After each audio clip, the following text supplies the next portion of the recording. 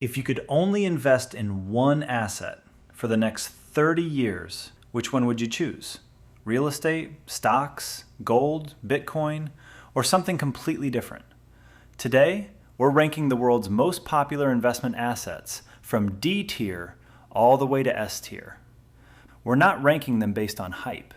We're ranking them using 5 things that actually matter: historical returns, risk, liquidity, passive income, and the one that matters most, long-term wealth creation. Let's start with an investment that completely took over the internet. Remember 2021? Suddenly, everyone was talking about NFTs.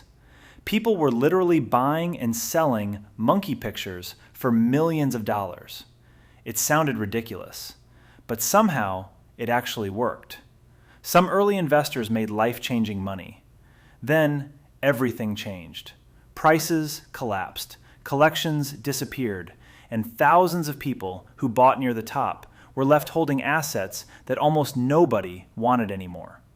Their value depends almost entirely on finding someone willing to pay more than you did.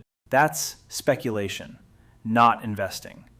So for long-term investing, NFTs are going straight into D tier. If NFTs are one of the riskiest places to put your money, what's the complete opposite? An asset that's almost impossible to lose overnight. That brings us to cash. Cash feels safe. It never crashes. You don't wake up to a headline saying your wallet lost 40% overnight. And everyone should keep some cash for emergencies. But there's a problem: inflation. Imagine putting $100 in a drawer today. 10 years later, it's still $100, but it buys less. Your money didn't disappear, its purchasing power did. Cash protects you from emergencies, but it won't build wealth. That puts cash in C tier. So what if your money stayed just as safe, but actually earned something? That brings us to savings accounts. A savings account is definitely an upgrade over cash. Your money stays secure, you earn interest, and you can access it almost whenever you want. Sounds great, until you zoom out. Even with today's higher interest rates, over long periods, your returns usually struggle to stay ahead of inflation. You're preserving wealth, not really growing it. So savings accounts end up in C tier. But maybe you're willing to lock your money away for a while if it means earning better returns. That brings us to bonds. When you buy a bond, you're essentially lending money, maybe to a government, maybe to a company. In return, they promise to pay you interest. They're predictable, stable, and far less stressful than watching stock prices every day. That's exactly why many retirees keep bonds in their portfolios. But every investment has a trade-off. The downside? Historically, bonds simply haven't grown wealth as fast as stocks. They're great at protecting your money, they're just not the best at multiplying it. So bonds earn a solid B tier. But that raises another question. If bonds protect you from market swings, what protects you from inflation itself? For centuries, people have had the same answer: gold. Gold has been valuable for thousands of years. Kings collected it, empires fought wars over it, and even today, central banks continue buying more. Whenever the economy gets shaky or markets become uncertain, investors instinctively run to gold. Sounds like an easy S tier, doesn't it? Not quite. Gold doesn't build companies. It doesn't pay dividends. It doesn't generate rental income. It mostly just sits there. Its job isn't to grow your wealth. Its job is to help preserve it. And those are two very different things. So after weighing everything, gold belongs in B tier. So what if you wanted an investment that didn't just sit there, but actually generated income while you owned it? That's where things get interesting. Real estate. Real estate creates wealth in more than one way. Your property can increase in value, your tenants can pay rent, and with a mortgage, you can control a much larger asset using borrowed money. But every advantage comes with a price. Buying property takes serious capital. Maintenance never stops. Repairs show up when you least expect them. Then there are taxes, insurance, and if you ever want to sell, it could take weeks or even months to find the right buyer. Real estate has created more millionaires than almost any other asset, but it's also one of the least liquid investments you can own. If you can afford it and you're willing to manage it, it can be an incredible long-term investment. So after weighing the pros against the cons, real estate earns A tier. But here's the biggest obstacle. Not everyone has hundreds of thousands of dollars to buy a property. So what if you only had a few dollars to start investing? That brings us to individual stocks. The stock market changed everything. For the first time, ordinary people could own a small piece of some of the world's biggest companies. Apple, Microsoft, Amazon, Nvidia, all without needing millions of dollars. And if you choose the right company, the rewards can be incredible. Early investors in companies like Apple or Nvidia turned relatively small investments into life-changing wealth. But here's the catch. Finding tomorrow's winner is much harder than it looks. For every company that becomes the next Amazon, there are hundreds that never make it. Some businesses grow, some stagnate, and some disappear completely. That's the risk of putting all your money into a single company. The upside is enormous, but so is the responsibility. So after balancing the incredible potential against the very real risk, individual stocks earn A tier. But what if you didn't want to rely only on a company's stock price to make money? What if your investments actually paid you just for owning them? Next up, dividend stocks. Imagine owning a business that sends you a portion of its profits every few months. You don't have to sell your shares, you don't have to time the market. As long as the company keeps paying dividends, the cash keeps coming in. It's one of the closest things to passive income in the stock market. And here's where it gets interesting. If you reinvest those dividends instead of spending them, your returns begin to compound.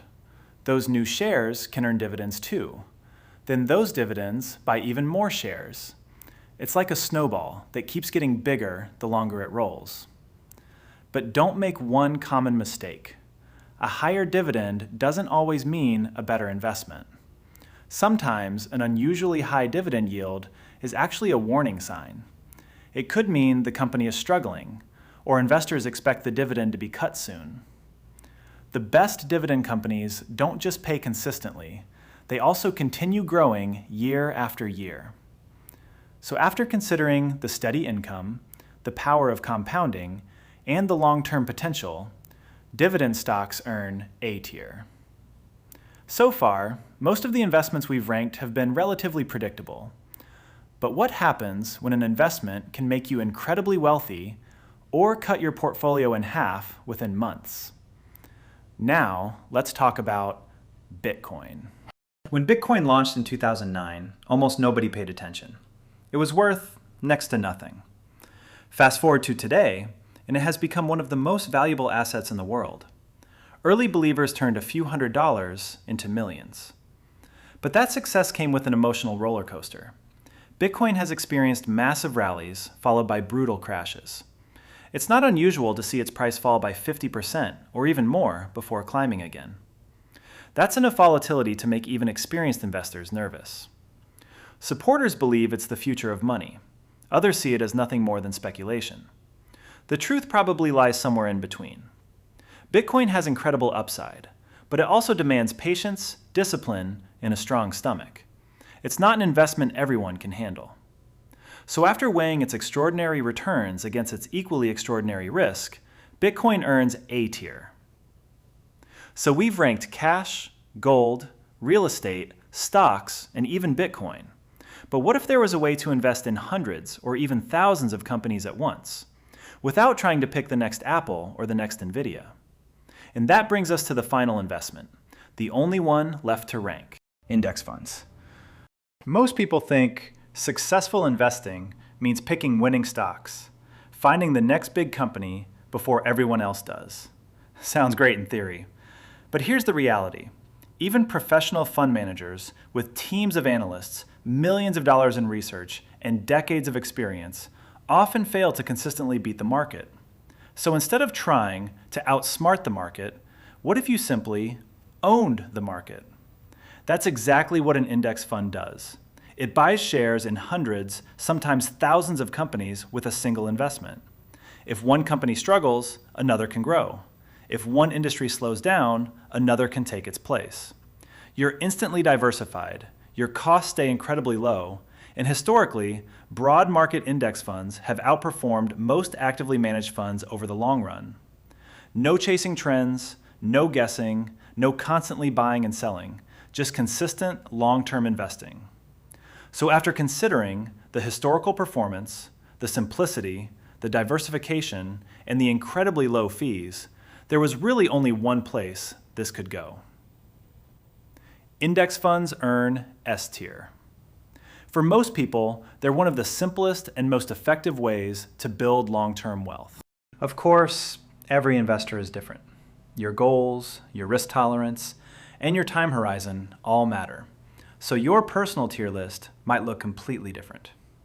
Would you move Bitcoin into S tier? Does real estate deserve the top spot? Or do you think I completely underrated gold? Let me know your own tier list down in the comments. And if you enjoyed this video and want more content that makes finance simple, don't forget to subscribe. I'll see you in the next one.